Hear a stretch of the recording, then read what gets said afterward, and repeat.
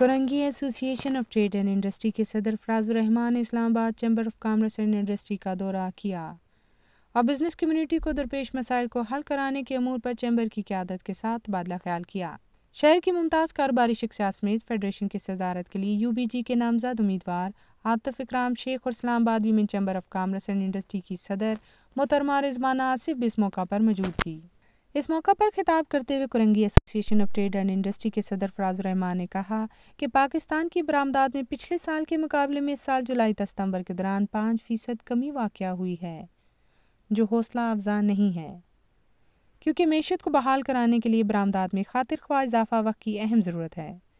انہوں نے مطالبہ کیا کہ حکومت برآمدی شعبے کو درپیش مسائل کو ترجیحی بنیادوں پر حل کرنے کی کوشش کرے تاکہ یہ شعبہ برآمد میں تیزی سے اضافہ کر کے معیشت کو مشکلات سے نکال کر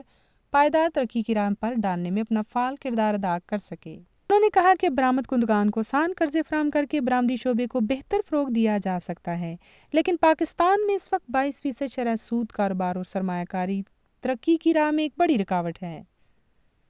جس وجہ سے اس سال جولائی تا اکتوبر کے دوران گزشتہ سال اس عرصے کے مقابلے میں نجی شعبے کے قرضوں میں 290% سے زائد کمی واقع ہوئی ہے۔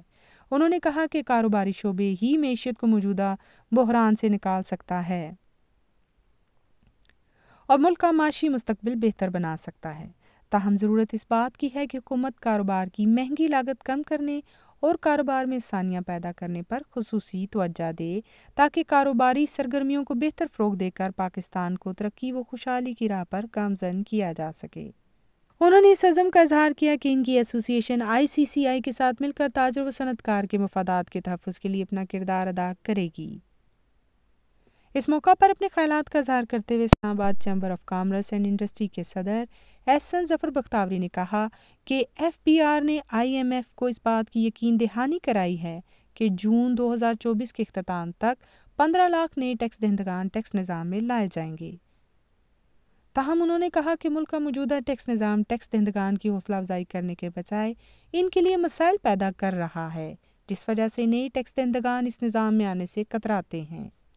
لہٰذا انہوں نے مطالبہ کیا حکومت اسٹیک ہولڈرز کی مشاورت سے ٹیکس نظام میں ضروری اصلاحات لا کر اس کاروبار کو دوستانہ بنائے تاکہ لوگ ٹیکس دینے میں ترغیب محسوس کریں، جس سے ملک کے ٹیکس ریونیو میں خاطر خواہ اضافہ ہوگا۔ انہوں نے کہا کہ ریجنل ٹیکس دفاتر میں مزید ٹیکس افسران کی تعیناتی مسئلے کا اصل حل نہیں ہے، بلکہ زائد ٹیکس ریٹس میں مناسب کمی کر کے اور ایک آسان ٹیکس نظام تشکیل دے کر ہی ٹیکسوں میں کئی گنا اضافہ کیا جا سکتا ہے۔ چیمبر کے گروپ لیڈر خالد اقبال ملک نے اپنے خطاب میں کہا کہ بزنس کمیونٹی معیشت کا پہیہ چلانے میں کلیدی کردار ادا کر رہی ہے، لہٰذا ضرورت اس بات کی ہے کہ حکومت ملک کے تمام اہم چیمبرز آف کامرس اور ایسوسی ایشن کے ساتھ مشاورت کر کے معیشت کی بحالی کے لیے مختصر اور طویل المدت پالیسیاں تشکیل دے تاکہ مشترکہ کوششوں سے پاکستان کو معاشی بحران سے نکال کر پائیدار ترقی کی راہ پر ڈالا جا سکے۔ چیمبر کے سابق صدر اور UBG پاکستان کے سیکرٹری جنرل ظفر بختیوری نے کہا کہ یونائیٹڈ بزنس گروپ اس مرتبہ فرنگی ایسوسی ایشن آف ٹریڈ اینڈ انڈسٹری کے تعاون سے federation of Pakistan chamber of commerce and industry کے الیکشن جیت کر تاجروں و صنعت کاروں کی بہتر نمائندگی کا حق ادا کرے گا۔ انہوں نے کہا کہ UBG نے اس سال اسلام آباد کے ایک نوجوان اور ابھرتے ہوئے صنعت کار کو فیڈریشن کی صدارت کے لیے اپنا امیدوار نامزد کیا ہے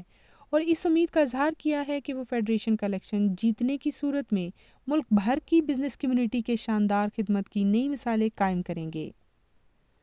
فیڈریشن کے لیے UBG پاکستان کی طرف سے نامزد صدارتی امیدوار عاطف اکرام شیخ نے بھی اپنے خیالات کا اظہار کیا اور اس عزم کا اظہار کیا کہ فیڈریشن کا الیکشن جیتنے کی صورت میں حکومت کے ساتھ مل کر بزنس کمیونٹی کے مسائل کا حل کرائیں گے۔